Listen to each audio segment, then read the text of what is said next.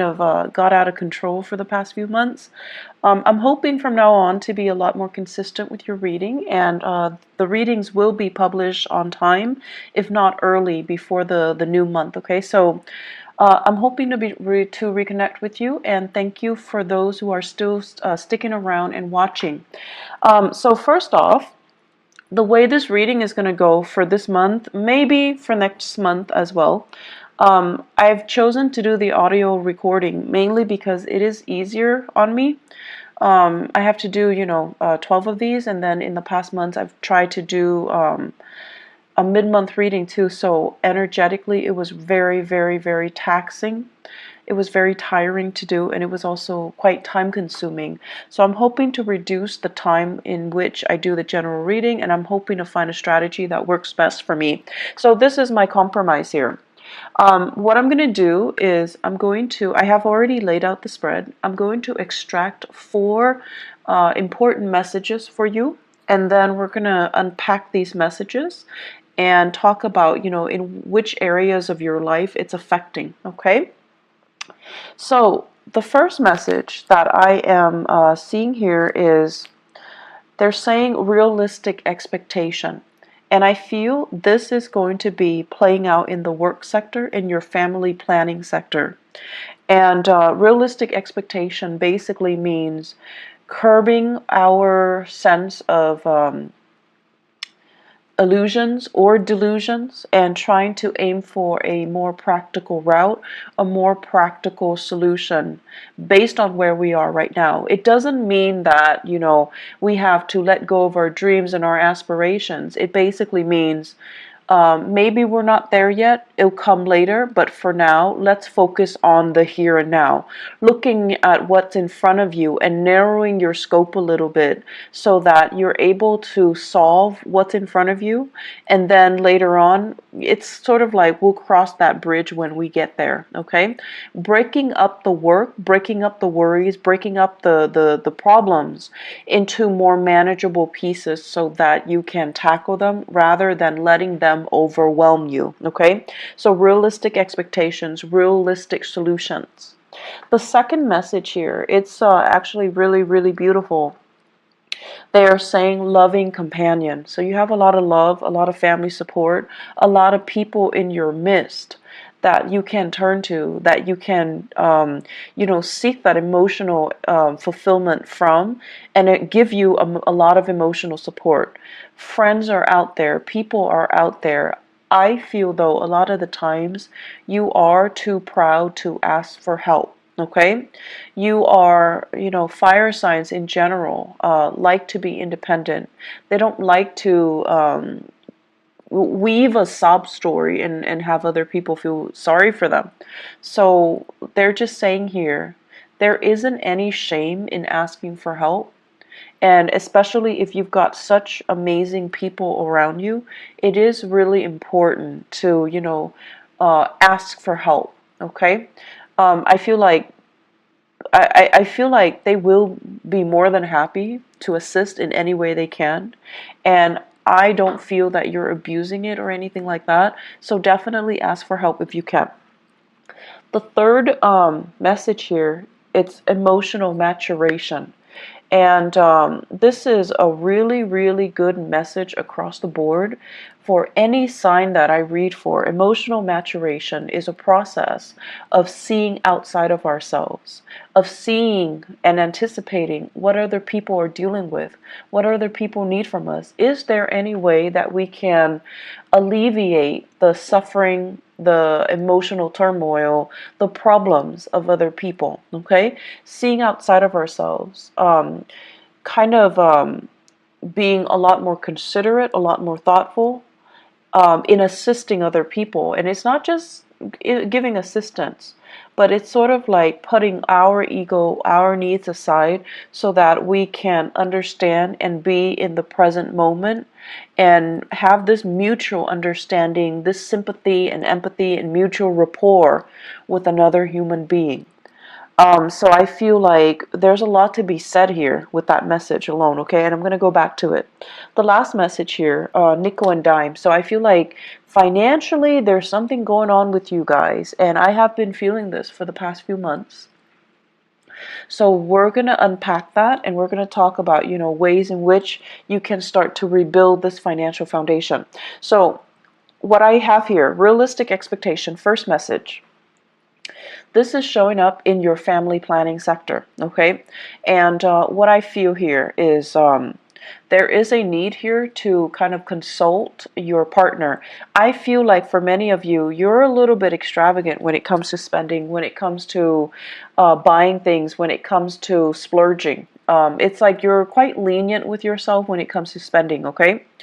And you have somebody that's kind of like controlling the purse strings. It could be a relationship partner, it could be a housemate, a flatmate, it could also be like whoever it is that you're sharing resources with. And so there's a sense here of needing to consult the other person before you make big purchases, before you do major decisions. And I'm also feeling at this point there is a need to want to add additional member into the household, such as getting pregnant, family planning, adopting a dog, adopting a baby, taking in elderly parents is what I'm sensing. And these elderly parents can be overseas as well. So I feel like there's this discussion, this conversation about getting more people into the household, or the household is getting a little bit too crowded, so why don't we leave the household and seek our own space, seek a bigger housing environment, or purchase a property outright. So I feel like there's some fluctuation here within the home, but either way, it points towards expansion, it points towards something bigger, something better, okay? And so financially, whenever we want to move to a house, or whenever we want to bring another person into our household, we want the best conditions. And I feel like with you guys, family means so much to you. There's such a huge influence in your life, and you want to do it big. You want to do it justice. You want to do them justice. And so you tend to be quite generous with the way in which you want to, give them that financial resources, or you want to do it big. And I feel like the other person that you're sharing resources with, they're trying to tell you to curb your spending. They're trying to tell you to be conservative, and they're trying to tell you more than anything to be realistic. And I feel like, and you didn't like that. You didn't want to have to do those things. And so it's gotten to the point where you're actually sitting down and you're going to have to, be very realistic here. First of all, with the spending. Second of all, how much am I making right now? How much am I spending? So, the financial inflow versus the financial outflow, trying to balance that out and trying to not succumb to emotional spending, okay? In the career sector as well, what I do feel is many of you are working in a capacity where you're doing a lot of consultation. So I feel some of you are like, I see some people coming to you and they're like, what do you mean by this sentence? What do you mean by this paragraph? What do you mean by this idea? Can you elaborate? They're giving you something, you revise it, and you submit it to them. So this can be a manuscript, this can be a transcript, this can be like an essay, a piece of artwork. You're working on a consultancy basis and you're working on a project basis. And so the financial inflow might not be, like consistent. It doesn't feel to me like a regular 9 to 5 work. It seems to me like contract work. It seems to me like you're getting paid on a contract basis. But either way, I feel like you enjoy the work that you do. You're getting positive recognition. And I feel many of you are at a point where your career is just, just starting to take off. And in about 10 months' time, it's going to take off. It's like you're preparing things right now. Right now, where you are, it's a little bit of a launching pad, okay? Like a stepping stone. You're taking these minute steps and then you're going to take off. But I do feel it's going to be in about 10 months' time before you finally make it, before you finally launch, before you finally start to make the type of money that you're hoping for. So right now, be conservative, be realistic, and have these realistic expectations, okay? Um, you know, the whole process about skimping, it's not fun. It's definitely not fun when we have to really watch what we're doing and we have to be, you know, really conscious of it. I'm also sensing many of you are in the public eye for whatever reason, and a lot of Leos actually are politicians, um, are great teachers as well, orators, lecturers, and things like that. So I'm not surprised that you're in the public eye and you have really strong, you know, charisma and stage presence. So if you are in the public eye, you're also being extra careful about what you're doing and how you're being perceived and how other people, you know, how you are portrayed in through even social media, even through, you know, newsprint. So I feel like you're trying to curate this persona so that you can, you know, maintain that good role model persona, so that you can, you know, be a positive influence for other people. So I feel like a little bit of management when it comes to how you portray yourself, how you want other people to portray you or to think of you. Okay, so a little bit of like reputation management. Not in a bad way at all, but I definitely feel you're erring on the side of caution when it comes to your image, when it comes to your spending, and when it comes to being very realistic about what is expected of you, what you can and cannot do, and being very honest about, I want to say, portraying that to other people. Second message, loving, they're saying as well loving partner, but they say the first message is loving companion. In partnerships, though, I feel like many of you are blessed with a very, very emotionally stable partner. And what's really interesting to me is a lot of the times, you know, so Leo, to me, the sign of Leo, it's very dramatic, okay? It's a fire sign, but it's also ruled by the sun. And I feel like, you know, you thrive in the spotlight, and you guys would make, you and Libras are great, great, great, great actors. You like to, you know, stand up for your beliefs and stand up for the underdog, and really, you're quite militant when it comes to the things that you believe in, your ideologies, your sense of justice, and your sense of right and wrong, and your moral compass. You're very, very, very apt about defending what you feel is right, okay? But I also feel like there is a sense of spectacle and drama associated with the things that you like to do. You like high intensity. And so naturally, I see a lot of Leo people naturally attracted to a partner that is a little bit milder, a little bit more distant, a little bit more emotionally controlled. And I feel like you're naturally drawn to these people because of differences. But you're also drawn to them because I feel like they make you feel stable. When you're interacting with them, they calm you down. They help to really, really mellow you out. And they, because they're so calm and so cool and collected, they're naturally drawn to your energy. They're naturally drawn to that sense of drama and passion. And there's just immense chemistry. So you have a partner here that is very, very like it's like a calm lake, okay? Someone who's really, really, really, really calm, and they're great under pressure, and they never act out of character. They never break that facade, which I think is really admirable. So you have a partner here that is kind of someone who's like, I don't want to say indulging you, because that sounds so patronizing, but I don't feel like it has any negative connotation. So for example, I see you guys excitedly, coming home, and you have this latest project, this latest idea that you want to implement, and you're like, talking a mile a minute, excitedly gesturing and telling your partner about everything that you experience and what you're planning to do.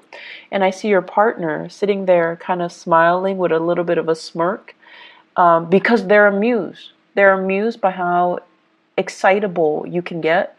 They're amused by how passionate you can be.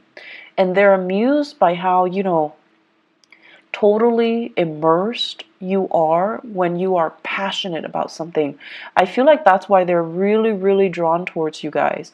And you know how when you watch children, when they're really, really immersed in something, they're like so happy. They're just so pure, and just all you see is this ball of joy.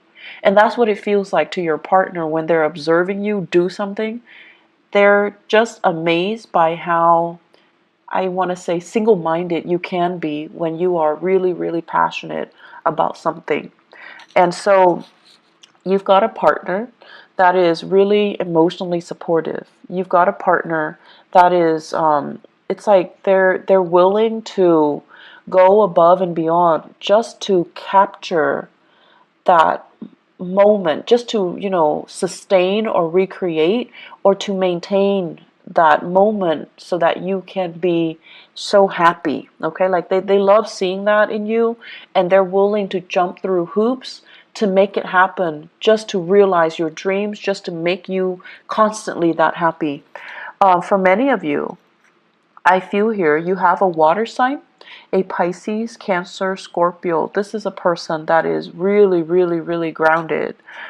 They love you, they support you, and they don't feel threatened at all by your achievement. So, needless to say, I just feel like a good partner should never feel threatened. A good partner should always emotionally support us from behind the scenes if they need to, okay?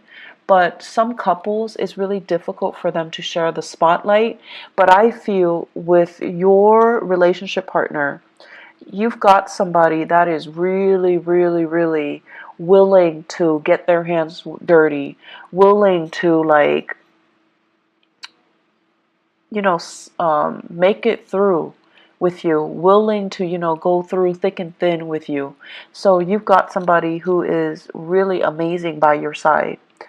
For others of you, I feel here an earth sign, okay? So a Taurus, a Virgo, or a Capricorn. And I'm sensing like, so if it's an earth sign, the tendency is like this. You give them all these ideas, and rather than just being quiet, they're going to say like, okay, you can do this, but you're going to need to change these things. So it feels a little bit like they're poking holes in your theory, and you're going to feel like, but this is just the preliminary stages. I'm just thinking about this right now, and this is not the final product. And so you're getting a little bit defensive. But this person, the way that earth signs operate, they show they care by listening to you and giving feedback. That's just the way they are programmed, and that's just the way they operate. And they're not like the water sign where they can sit there and, support you from behind the scenes, or, do anything that you help them. But the earth signs, if you need their help, 100% they will be there, even if they don't agree with you, even if they feel like this is like a pipe dream, it's never going to come together. If you need their help, and if they can be of assistance in any way, they're going to be there. They're going to be the one passing out the flyers. They're going to be, up at 3 a.m. with you, drawing, making posters, painting murals, and things like that. So people show their love in different ways. People show their support in different ways. And so just because one person is like listening and they're not doing the actions like the water sign, doesn't mean they don't love you. And just because, the other person is like poking holes in your theory, like the earth sign, they're a little bit more critical, and they need to make sure that you know what you're getting yourself into, just because they care. That's just the way they care.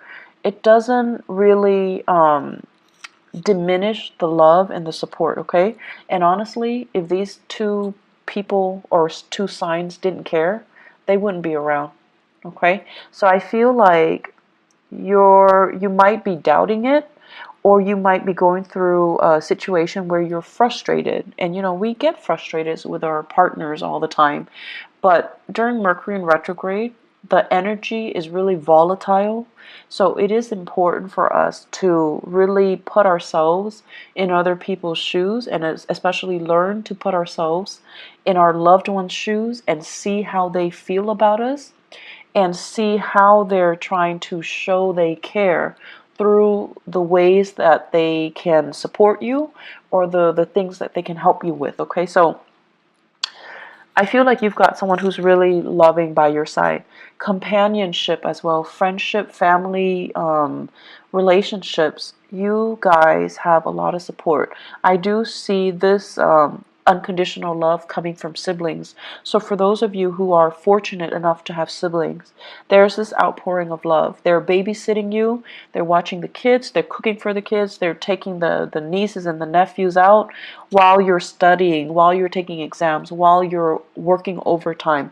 So props to those siblings, okay? I feel like the relationship, the sibling relationship, there is so much love here, and I feel like it's going to make you, it's just going to give you that sense of appreciation that somebody is willing to, go above and beyond to assist you. So you've got a lot of support coming in this month, Leo. There is no reason for you to feel isolated and to feel like, oh, they don't really love me, I'm going to wait for them to reach out.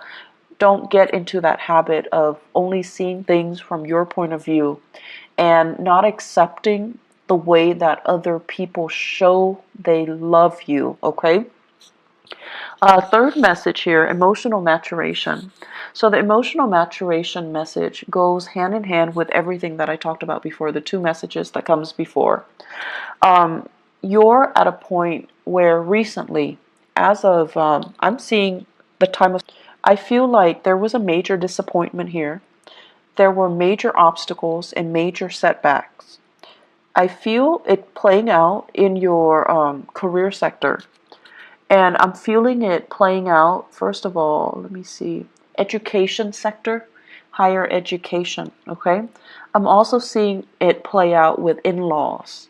So higher education, in-laws, and that rules the ninth house.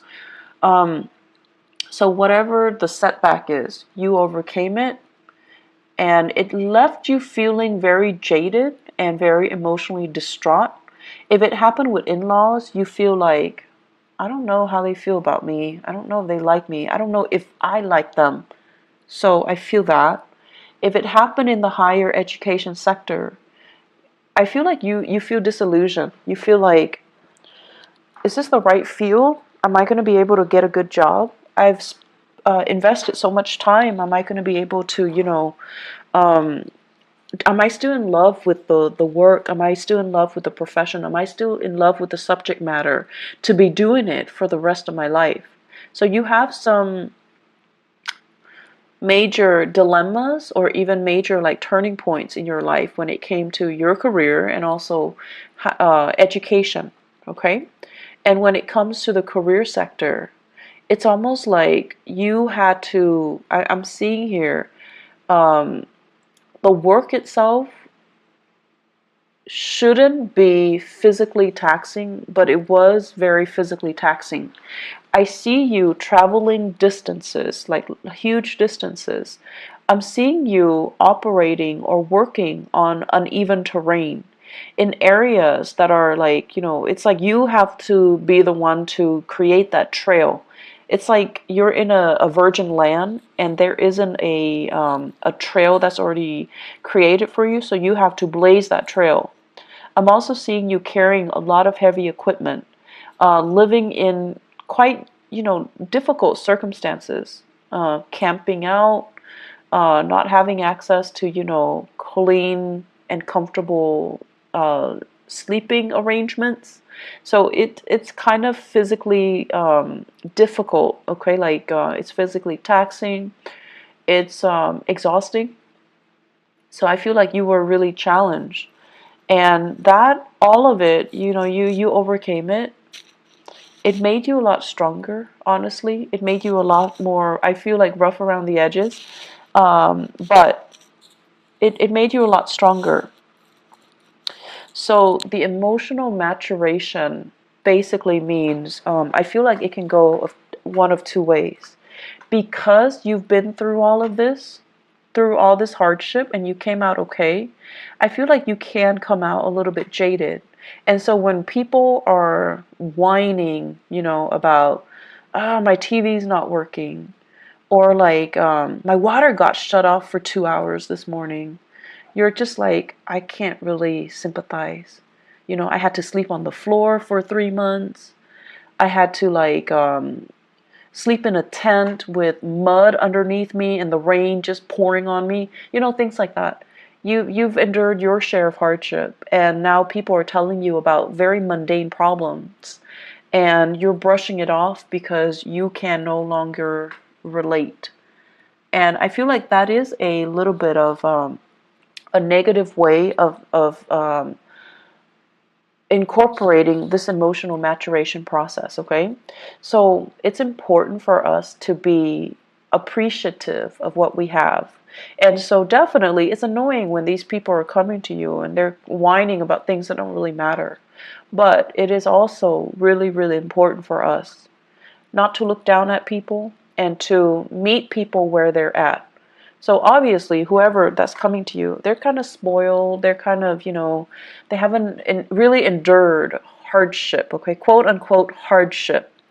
But it doesn't mean that you can just brush them aside, and it doesn't mean that they don't have their own issues, okay? But I feel like you're distancing yourself from those types of people. You're distancing yourself from the really privileged types of people who are whining about really mundane things. I do see emotional detachment coming in for you. And then for others of you, because of this emotion coming out on top, you're coming out a bigger, a better, and a stronger person. You're becoming a little bit more, a lot more considerate.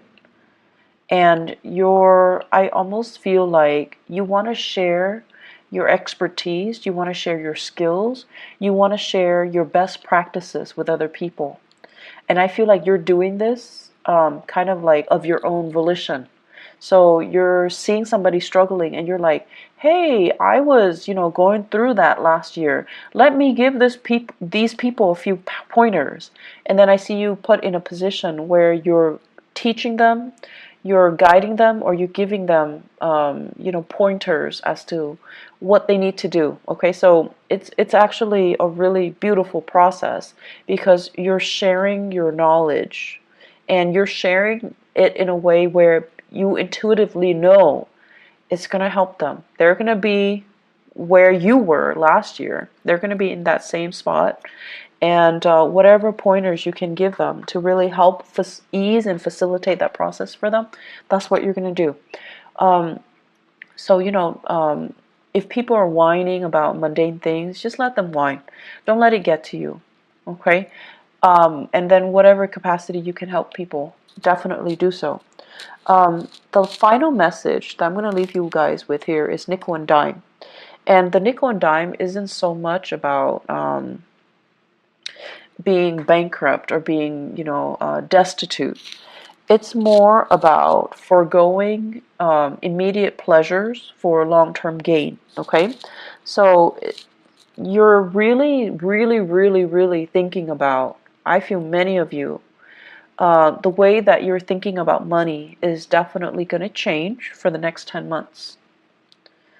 And the way in which I feel like your framework regarding money as a means to an end and not an end in itself. And I know that sounds really cliche, but it needs to be said.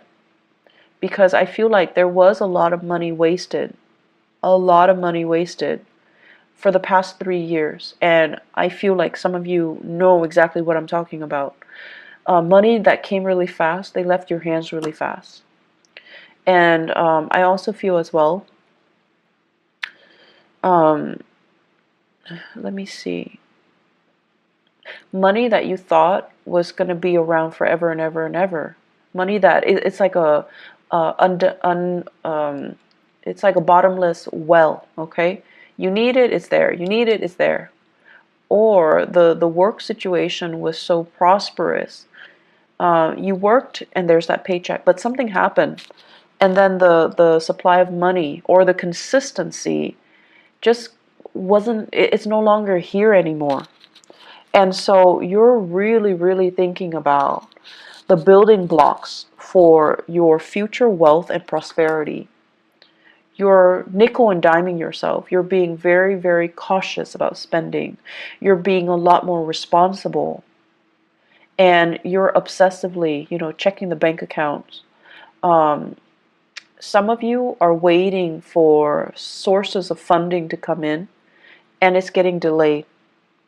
Okay? And so it's not a good place to be when we count on something and it's not there. But I feel like it's going to clear up for you. Let me see, 1, 2, 3, 4. I want to say like 5 weeks time. I'm seeing as well. It's just like the financial situation is a little bit unstable right now. Keep trucking on, keep saving. And I know it's not fun to, have to nickel and dime ourselves and to have to, be super, super conservative. And I feel like the only danger for you guys is you have to do it for so many months before you're just like, F it. And then you splurge and then you go through, periods of like intense spending. So please be careful about that. Home renovation, that's in order. It's going to be wonderful. It's looking really good. I also feel as well, they're saying here, they keep saying your siblings, you've got amazing siblings, okay? Whatever you think they feel about you, yes, they think you're stubborn.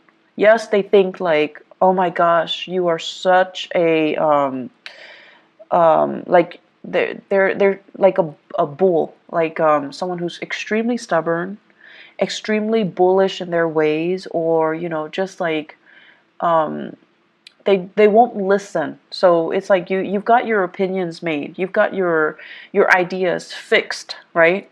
And no matter what they do, they can't persuade you. Yes, they think of all these things about you, but they do really love you as well. So don't make the process difficult. Don't do that to the people that you love.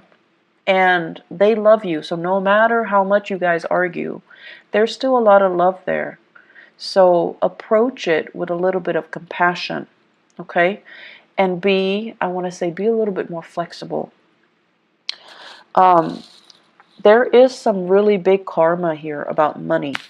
And I feel like until your framework about money changes, and I can tell you till, I'm blue in the face, money is a means to an end.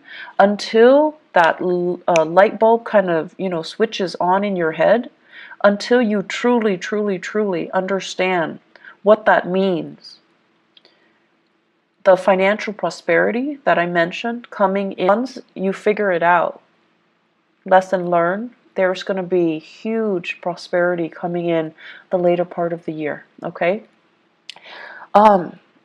You have some really important things that needs to be worked through and needs to be experienced during this Mercury retrograde cycle.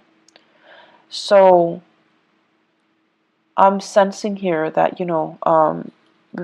learning to get your financial affairs in order, having a game plan for yourself, start saving and start rethinking about, how you see money and how you think about financial foundation and financial, financial prosperity. That's going to be really important, okay? So Leos, I wish you all the best, and I'll be back for next month's reading, okay? Take care of yourself and enjoy the rest of this month. Bye-bye.